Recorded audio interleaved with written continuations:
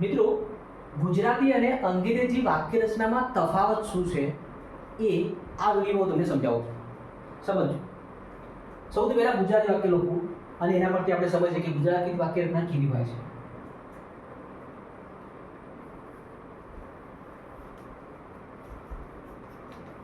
હું સાંજે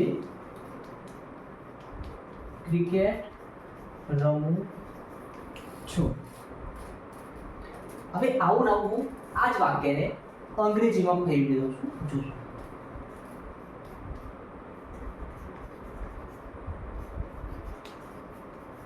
I play cricket in the evening.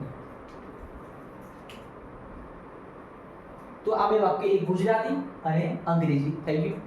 હવે આ જ વાક્ય જે છે એને આપણે અંગ્રેજીમાં ટ્રાન્સલેટ કર્યું છે એટલે કોઈ પ્રશ્ન રહેશે નહીં સમજવામાં, રાઈટ? હવે જોઈએ ગુજરાતીમાં વાક્ય રચના કેવી છે. હું ઉપર ગુજરાતીમાં લખીશ અને નીચે અંગ્રેજીમાં લખીશ.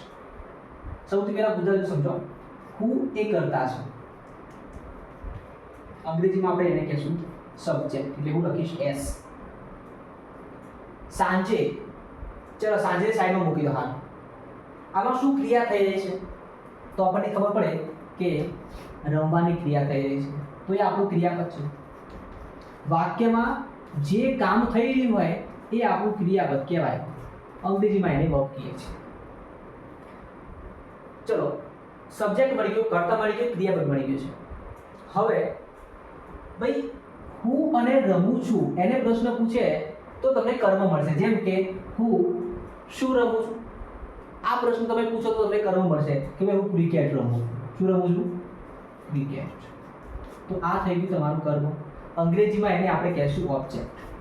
બરાબર? હવે સાંજે આ શું છે? કઈ નહીં, વધારાનો શબ્દ છે, નવરો છે, એક્સ્ટ્રા વર્ડ, અન્ય શબ્દ એને કહેશું. શું કહેશું? અન્ય શબ્દ, એક્સ્ટ્રા વર્ડ અંગ્રેજીમાં જેને કહીએ. હવે શું વાક્ય રચના જુઓ. અહીંયા કેવી વાક્ય રચના બની છે હું સાઈડમાં લખી દઉં છું. આ વાક્ય રચના આવી બની છે. એસ પછી ઈ પછી ઓ અને પછી વી છે કે સમજ પડી? જુઓ સૌથી પહેલા સબ્જેક્ટ કરતા, એના પછી આવ્યું એક્સ્ટ્રા વર્ડ અન્ય શબ્દો, ત્યારબાદ ઓબ્જેક્ટ અને એને છેલ્લે વર્બ. સબ્જેક્ટ પહેલા અને વર્બ છેલ્લે એવું રહેશે. ઓકે. હવે અંગ્રેજી જોઈ લેજો. આઈ શું છે? સબ્જેક્ટ છે. પ્લે રમવું શું છે? વર્બ છે. ત્યારબાદ ક્રિકેટ, આપણને ખબર છે ભાઈ ક્રિકેટ ઓબ્જેક્ટ છે.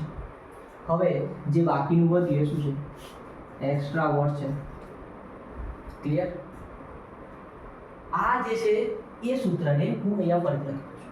તો જો S V O N extra.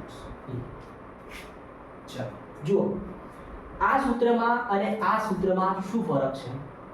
સીધો દેખાય છે કે ભાઈ સબ્જેક્ટની જગ્યાએ સબ્જેક્ટ છે. વી જે છે, ઓકે, અંગ્રેજીમાં વી જે છે એ બીજા નંબરે આવે છે અને ગુજરાતીમાં છેલ્લો છે. મતલબ કે વી ની જગ્યા બદલાય. એ જ રીતે ઈ ની પણ જગ્યા બદલાય. એટલે કે ગુજરાતીમાં ક્રિયાપદ છેલ્લે આવે અને અંગ્રેજીમાં બીજા નંબરે આવે. ગુજરાતીમાં અન્ય શબ્દ બીજા નંબરે આવે, અંગ્રેજીમાં અન્ય શબ્દ છેલ્લે આવે. ક્રિયાપદ અને અન્ય શબ્દ પોતપોતાનું સ્થાન અહીંયા બદલી દે છે. મતલબ કે વાક્ય રચના આવી થશે ગુજરાતીમાં એસ ઈ ઓ વી અને અંગ્રેજીમાં એસ વી ઓ ઈ. જ્યારે તમે અંગ્રેજી ભણતા હોય તો ખાસ ધ્યાનમાં રાખવાની બાબત એ છે કે તમારે આ વાક્ય રચના પ્રમાણેનું વાક્ય બનવું જોઈએ. જે પણ વાક્ય બનશે એ subject verb object and extra words વાળું જ બનશે. ધ્યાન આપજો ખાસ.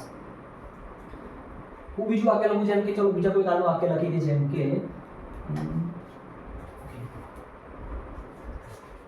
she was reading a novel.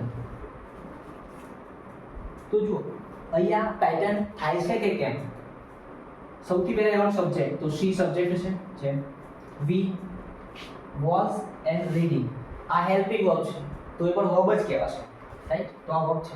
હવે ઓ નોવેલ વાક્યમાં એક્સ્ટ્રા વર્ડ છે નહીં. આ જ વાક્યને ગુજરાતીમાં ફેરવીએ તો કેવું બનશે જોજો. તેણી નોવેલ વાંચી રહી હતી. તેણી પહેલા આવશે, નોવેલ બીજા નંબરે આવી ગયું, વાંચી રહી હતી. નોવેલ એટલે કે નવલકથા એમ. તેણી નોવેલ વાંચી રહી હતી. તો અહીંયા શું થયું? એક્સ્ટ્રા વર્ડ છે નહીં એટલે એક્સ્ટ્રા વર્ડની જગ્યા પર લઈ લીધી, ઓબ્જેક્ટ લઈ લીધી. બાકી વર્બ જે છે એ એની જગ્યાએ રહ્યું છે. ટૂંકમાં અંગ્રેજીમાં વાક્ય રચના તમારી થશે SVOE પ્રમાણે. જ્યારે પણ તમારી પાસે કોઈ અંગ્રેજી વાક્ય આવે છે તો એ SVOE પ્રમાણેનું વાક્ય આવવું જોઈએ. ક્લિયર?